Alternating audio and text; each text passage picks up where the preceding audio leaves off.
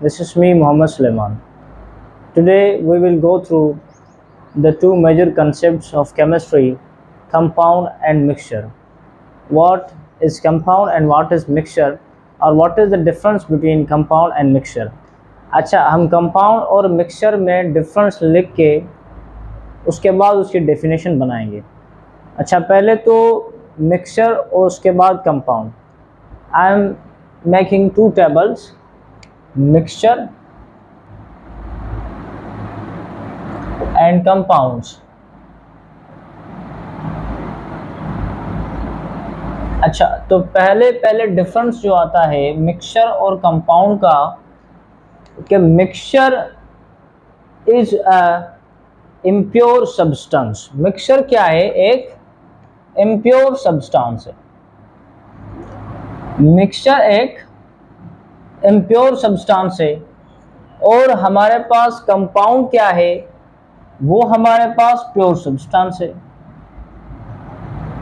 अच्छा, वो कैसे? जब हम पूरे डिफरेंस लिखेंगे, जब हम डेफिनेशन लिखेंगे, तो ये आपको कॉन्सेप्ट क्लियर हो जाएगा कि मिक्सचर क्यों इम्प्योर सब्सटेंस है और कंपाउंड क्यों प्योर सब्सटेंस है. पहला डिफरेंस जो हमारे पास आता है, mixture is an impure substance, compound is a pure substance. अच्छा, उसके बाद क्या आता है कि मिक्सचर में क्या होते हैं, जो एटम्स होते हैं वो फिजिकली कंबाइंड होते हैं. Atoms are physically combined. Atoms are physically combined. Number one point. Number two, atoms are physically combined. And compounds में क्या होते हैं? Atoms are chemically combined. अच्छा, तो मिक्सचर में क्या होता है? पहली पॉइंट, तो mixture is an impure substance.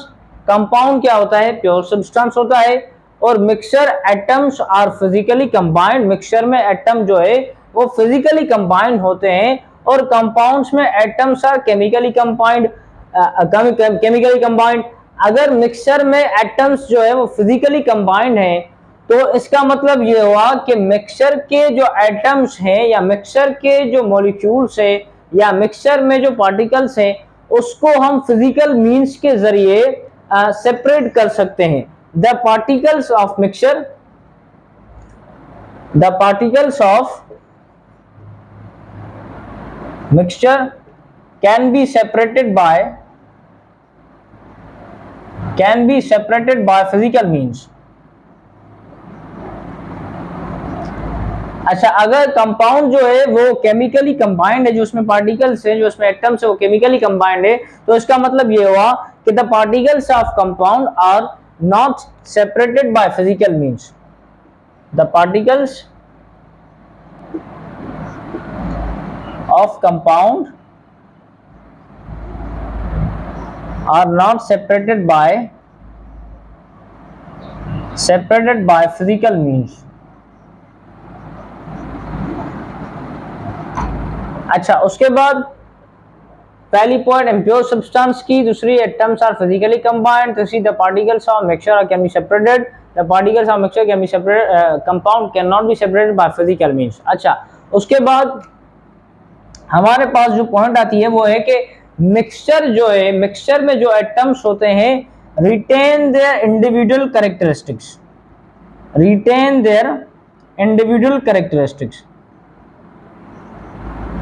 अच्छा, रिटेन का क्या मकसद है? कि रिटेन का मकसद है बरकरार रखना, कि जो मिक्सचर के एटम्स होते हैं या पार्टिकल्स होते हैं वो अपनी प्रॉपर्टी मिक्सचर बनने के बाद भी बरकरार रखते हैं. Retain their individual characteristics. The atoms of mixture retain their individual characteristics. Mixture के जो एटम्स होते हैं वो अपनी प्रॉपर्टी बरकरार रखते हैं अगर कोई नया प्रोडक्ट भी बनता है. तो अगर कंपाउंड की बात करते हैं, do not retain their individual characteristics.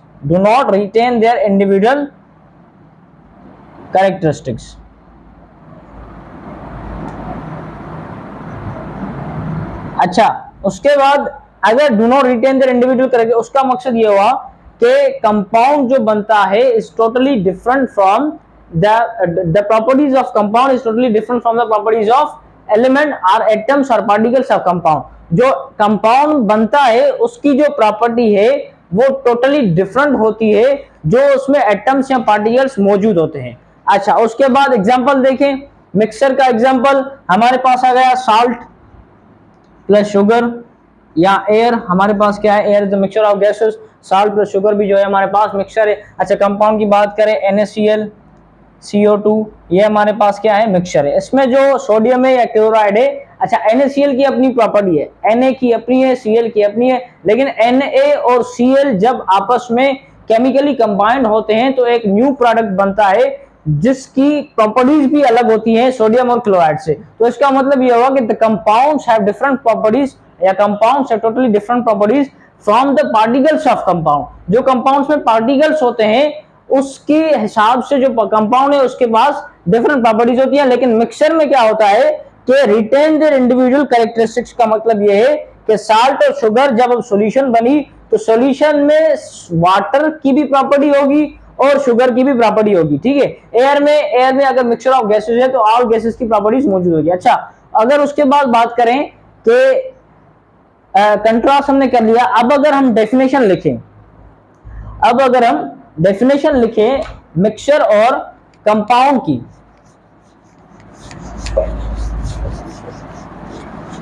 अगर डेफिनेशन की बात करें तो हमने पहले डिफरेंस पढ़ लिया। अब डिफरेंस को क्या करते हैं, मर्ज करते हैं डेफिनेशन में, तो हमारे पास डेफिनेशन बनेगी पहले मिक्सचर। अच्छा, मिक्सचर में हम लिखेंगे पहले कि mixture is impure substance of two or more atoms physically combined।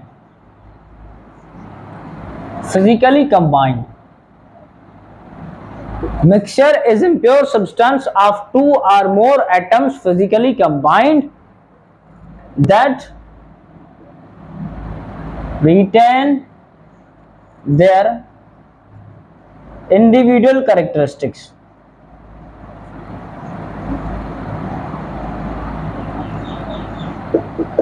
अच्छा, अब है mixture is impure substance. Mixture impure substance क्यों है? हमने अगले लेक्चर में पढ़ा था कि सब्सटेंस किसे कहते हैं, substance is a purest form of matter.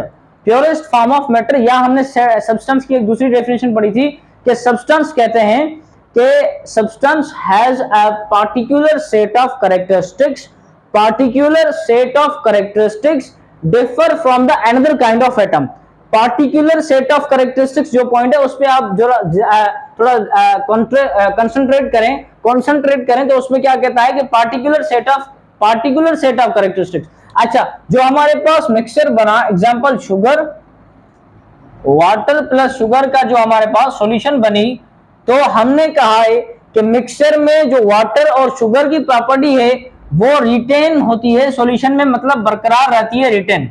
तो सॉल्यूशन में क्या हुआ कि वाटर की प्रॉपर्टी भी हो गई और शुगर की प्रॉपर्टी भी हो गई, वाटर की प्रॉपर्टी भी हो गई और शुगर की प्रॉपर्टी भी हो गई। तो हमने पढ़ा है कि सब्सटेंस किसे कहते हैं कि सब्सटेंस वो होता है जो कि प्योरेस्ट फॉर्म ऑफ मैटर हो, लेकिन इसमें और उसमें क्या, particular set of characteristics that is different from the another kind of matter. अच्छा, तो इसमें पार्टिकुलर सेट ऑफ कैरेक्टरिस्टिक्स नहीं है, सॉल्यूशन में पार्टिकुलर सेट ऑफ कैरेक्टरिस्टिक्स नहीं है, क्योंकि सॉल्यूशन की जो प्रॉपर्टी है वो वाटर से भी रिलेट करती है और सॉल्यूशन की जो प्रॉपर्टी है वो शुगर से भी रिलेट करती है। सो दैट्स व्हाई जो मिक्सचर है वो is an impure substance. I hope कि आपको क्लियर हो गया होगा कि mixture is an impure substance क्यों है, क्योंकि मिक्सचर जब बनता है तो उसके atoms retain their individual characteristics, वो अपनी कैरेक्टरिस्टिक्स बरकरार रखते हैं। अब सॉल्यूशन की कैरेक्टरिस्टिक्स रिलेट हो गई वाटर से भी और रिलेट हो गई शुगर से भी, सो इसकी एक पार्टिकुलर सेट ऑफ कैरेक्टरिस्टिक्स नहीं बना। सो that's why mixture is an impure substance.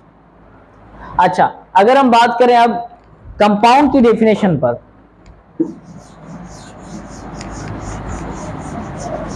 Compound की डेफिनेशन पर अगर बात करें Compound is a pure substance. Compound is a pure substance of two or more atoms. Two or more atoms or element or substance chemically combined.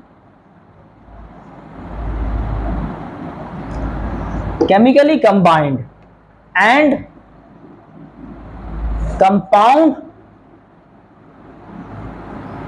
compounds have different properties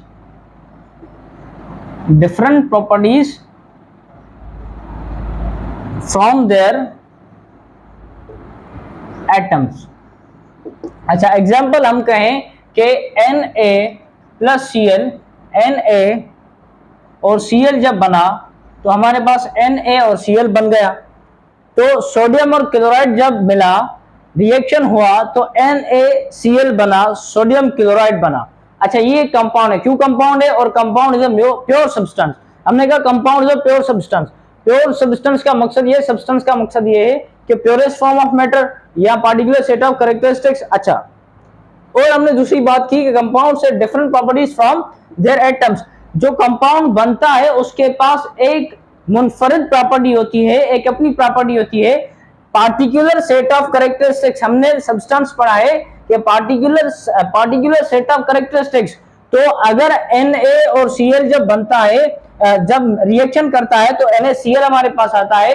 NaCl की totally different properties है then NaCl। इसका मतलब ये हुआ कि NaCl contain particular set of characteristics, particular set of characteristics. जब ये particular set of characteristics है कंपाउंड के पास, सो दैट्स व्हाई कंपाउंड क्या हुआ, is a pure substance.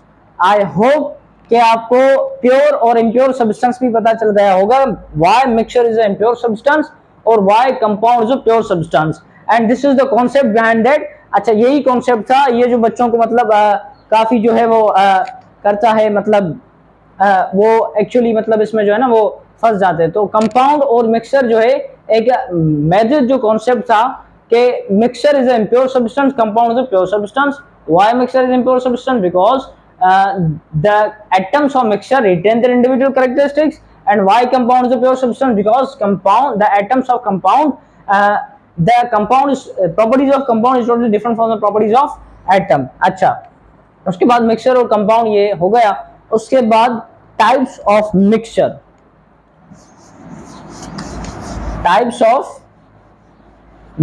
Mixture की दो टाइप्स होती हैं, एक होता है होमोजीनियस और हेट्रोजीनियस। अच्छा, टाइप्स ऑफ मिक्सचर की बात करें तो टाइप्स ऑफ मिक्सचर में दो टाइप्स आते हैं, एक होमोजीनियस और दूसरी हेट्रोजीनियस। अच्छा, होमोजीनियस का मकसद ये होता है, होमो का मकसद होता है कि सेम, जीनस का मकसद होता है phase. It means solution contain single phase या सेम फेज। अच्छा, सिंगल फेज और सेम फेज का मकसद क्या है वो हम एग्जाम्पल के तौर पर समझेंगे। एग्जाम्पल, मैंने एक वाटर और साल्ट की सॉल्यूशन ली, वाटर प्लस साल्ट, जब सॉल्यूशन बनी। अच्छा, जब सॉल्यूशन आपने बनाई, जब आपने साल्ट को वाटर में स्टर किया तो आपने देखा कि वो सॉल्यूशन का सिर्फ और सिर्फ एक फेज हो गया, मतलब हमें सिर्फ और सिर्फ लिक्विड जो है वो नजर आ गया। साल्ट के जो पार्टिकल है वो कंप्लीटली डिसॉल्व हो गए। अच्छा, वो क्यों डिसॉल्व होते हैं, वो सोल्यूट और सॉल्वर इंटरेक्शन होता है, वो बाद में पढ़ेंगे इंशाल्लाह। लेकिन वाटर एंड साल्ट को जब आप स्टर करेंगे, सॉल्यूशन बनाएंगे, तो साल्ट कंप्लीटली डिसॉल्व हो जाएगा वाटर में और आपको सिर्फ और सिर्फ एक ही फेज नजर आएगा जिसे हम लिक्विड कहते हैं। तो उस वजह से जिस भी सॉल्यूशन का सिंगल फेज हो, जिस भी मिक्सचर का सिंगल फेज हो, उसे हम कहते हैं होमोजेनियस मिक्सचर। और या अगर दूसरी डेफिनेशन देखें कि uniform composition throughout the liquid, uniform composition throughout the liquid. अच्छा, यूनिफॉर्म कंपोजिशन का मकसद ये है कि वाटर और साल्ट की जो है वो क्वांटिटी यूनिफॉर्म हो, क्योंकि अगर आप वाटर की जो क्वांटिटी है उसके हिसाब से अगर साल्ट की जो क्वांटिटी है ज्यादा कर देंगे तो साल्ट के जो पार्टिकल्स है वो आपको नजर आएंगे। तो अगर किसी सॉल्यूशन में यूनिफॉर्म कंपोजिशन हो, मतलब इतना साल्ट हो कि वो वाटर में डिसॉल्व हो जाए पूरा, तो उसे हम होमोजेनियस मिक्सचर कहते हैं। एग्जांपल, इसका मकसद ये है कि सिंगल फेज या uniform composition throughout the liquid. अच्छा, अगर हेट्रोजीनियस की बात करें तो हेट्रोजीनियस में क्या होता है, 2 और मोर फेज होते हैं, 2 और मोर फेज होते हैं, डबल फेज होता है। 2 और मोर फेज कैसे, example water plus sand, water और सैंड की जब आप सॉल्यूशन बनाएंगे तो आप देखेंगे कि वाटर का फेज आपको नजर आएगा अलग और सैंड का भी अलग फेज नजर आएगा।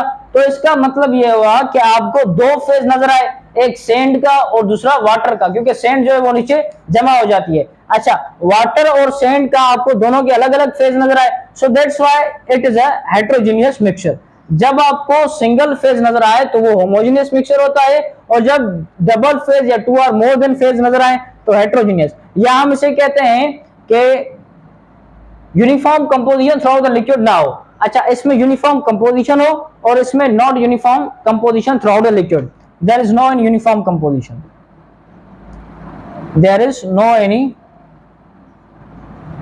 Uniform composition. ठीक है, तो single phase water plus salt solution आपका होमोजेनियस हो गया, हेट्रोजेनियस में water plus sand. I hope कि आपको टाइप्स ऑफ मिक्सचर भी समझ में आ गए होंगे। तो meet you in next lecture.